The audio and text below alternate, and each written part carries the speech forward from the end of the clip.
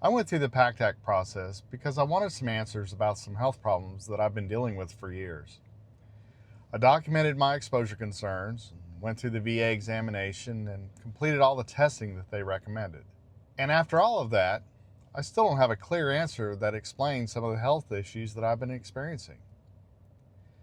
I served during Operation Desert Storm, so naturally I've wondered whether some of these problems could be connected to my service there. But right now, I just don't know. And that's what I really want to talk about in this video. Not just what the PACT Act says on paper, but what the process actually looked like for me. Because I have a feeling that there's going to be a lot of other veterans out there who may be in a similar situation.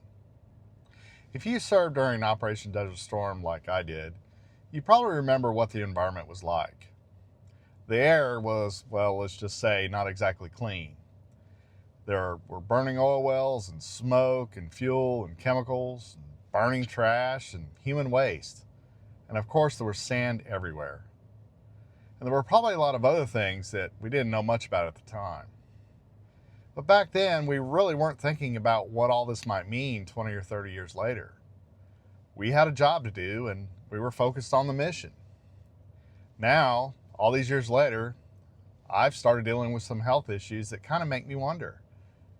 I've had some breathing problems and skin rashes and some other symptoms, and naturally I've questioned whether these could all be related to my service over there. Now, I don't know for sure if my service is connected to these problems, but after all these years, I felt it was worth trying to find out. So I decided at that point it was worth getting these issues documented and asking the VA to take a closer look. Now, one of the first things that I did was I completed what was then known as the Burn Pit Registry. When I went through it, it was an online questionnaire. I provided all the information about where I served and what I encountered and the health issues that I've been experiencing. The registry has changed since then, and veterans with certain qualifying service may now just be automatically included, no longer needing to fill out the questionnaire.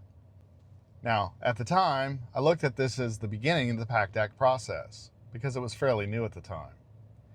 Pretty quickly, though, I realized that the registry itself isn't the same as filing a PACT Act claim. It's primarily a way of documenting your service history and your possible exposures and health concerns. For me, though, it was useful because it got the conversation started with my provider.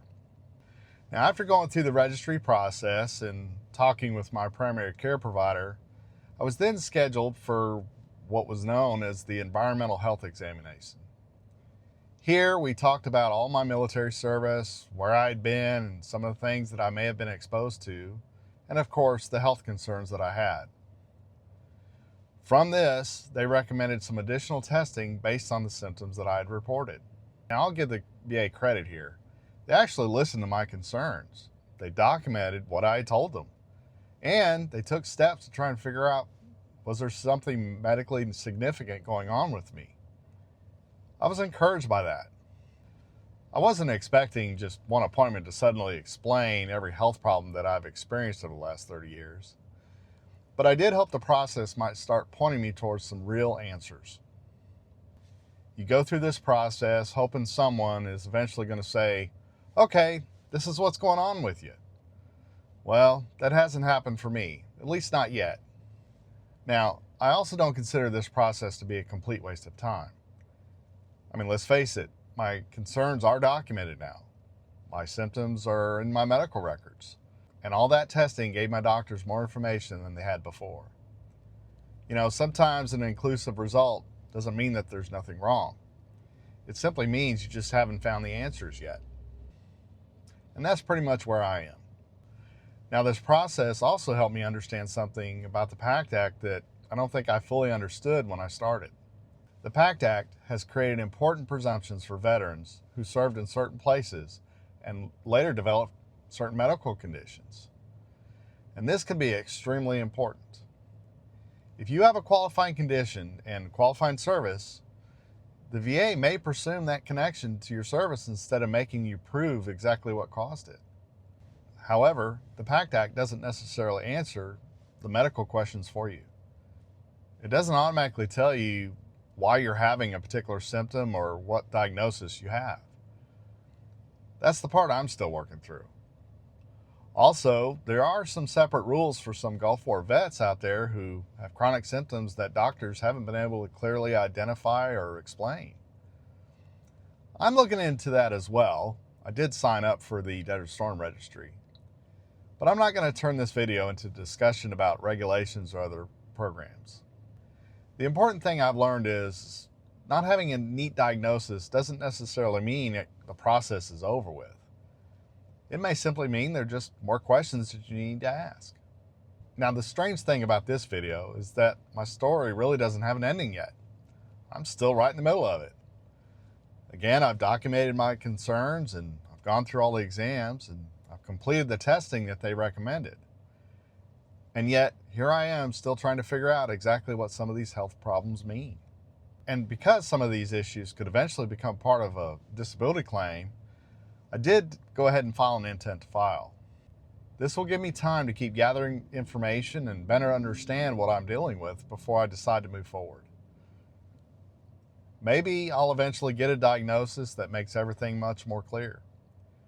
Maybe more testing will be needed, or maybe some of what I'm experiencing has nothing to do with my Gulf War service at all.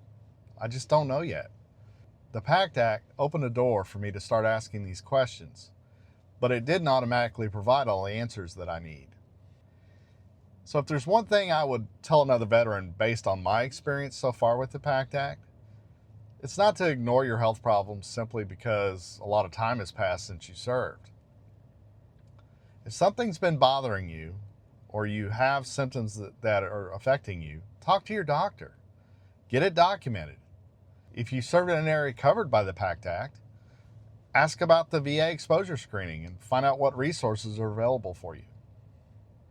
And if your first round of testing doesn't provide any clear answers, simply ask what comes next.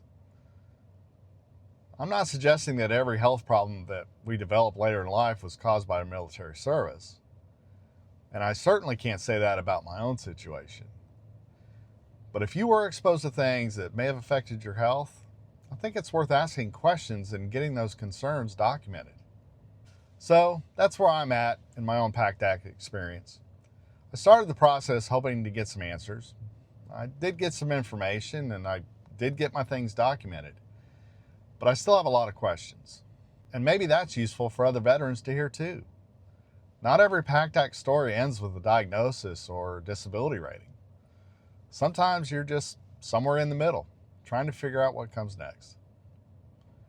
If you've gone through the PACT Act or VA exposure screening process, I'd really like to hear what happened in your case. Did you get answers? Did you receive a diagnosis? Or did you just end up still trying to figure things out? Let me know in the comments. I'm the Humble Veteran. Thanks for watching, and we'll see you in the next one.